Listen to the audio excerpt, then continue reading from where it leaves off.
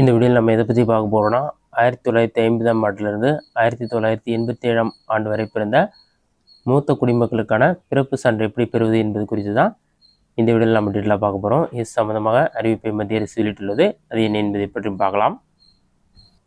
பிறப்பு சான்றிதழ் இல்லாமல் 1950ஆம் ஆண்டு முதல் 1987ஆம் ஆண்டுக்கு இடையில் பிறந்த மூத்த குடிமக்கள் இப்போது பார்த்தீங்கன்னா NAPC நான் அவைலபிலிட்டி பர்த் சர்டிஃபிகேட் வழியாக எளிதாக இந்த சான்றிதழ்களை பெறலாம். ஜனவரி 26, 1950ஆம் ஆண்டு முதல் டிசம்பர் 31, 1987 வரை பிறந்து எந்த அதிகாரப்பூர்வ பிறப்பு ஆவணங்களும் இல்லாதவர்களுக்கு பிறப்பு சான்றிதழ்களை பெறுவதற்கான எளிமையான செயல்முறையை மத்திய அரசு அறிமுகப்படுத்தியுள்ளது.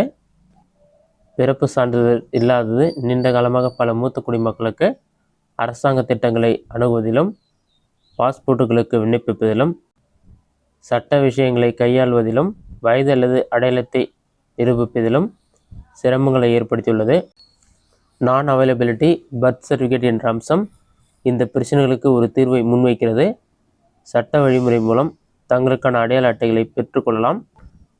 ஜனவரி 26, 1950 மற்றும் டிசம்பர் 31, 1987க்கு இடையில் பிறந்தவர்கள், மருத்துவமனை மூலம் வழங்கப்பட்ட பிறப்பு பதிவு சான்றிதழ் இல்லாதவர்கள் இந்த வழியை பின்பற்றலாம். விண்ணப்பதாரர்கள் தங்கள் அருகில் உள்ள அரசு சேவை மையத்தை அணுக வேண்டும். NAPC படிவத்தை நிரப்பவும். பிறப்பு சான்றிதழ் கிடைக்காத NAPC விண்ணப்ப படிவத்தை பூர்த்தி செய்து சமர்ப்பிக்கவும். சமர்ப்பிக்கப்பட்ட விண்ணப்பத்தின் அச்சிடப்பட்ட நகலை பிறப்பு மற்றும் இறப்பு பதிவாளரை கொண்ட தொடர்புடைய GHMC மண்டல அலுவலகத்திற்கு எடுத்து செல்லவும். அதிகாரிகள் விண்ணப்ப விவரங்கள் மற்றும் துணை ஆவணங்களை சரிபார்ப்பார்கள். அரசு அதிகாரிகள் இந்த ஆவணங்களை கவனமாக சரிபார்ப்பார்கள். அதன் உண்மைத்தன்மை முழுவதும் ஆராய்ந்த பிறகு பிறப்பு சான்றிதழ் வழங்குவார்கள்.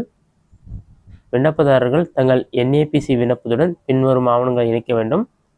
ஆதார் அட்டை, அடையாள சான்று மற்றும் முகவரி சான்றாக இணைக்க வேண்டும்.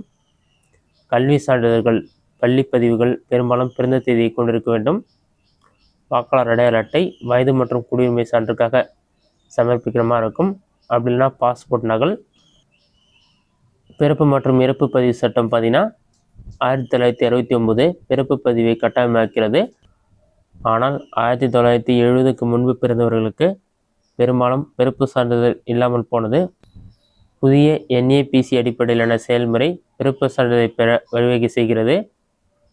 பிறந்த தேதி மற்றும் இடத்திற்கான சட்டப்பூர்வ சான்றிதழ் இது.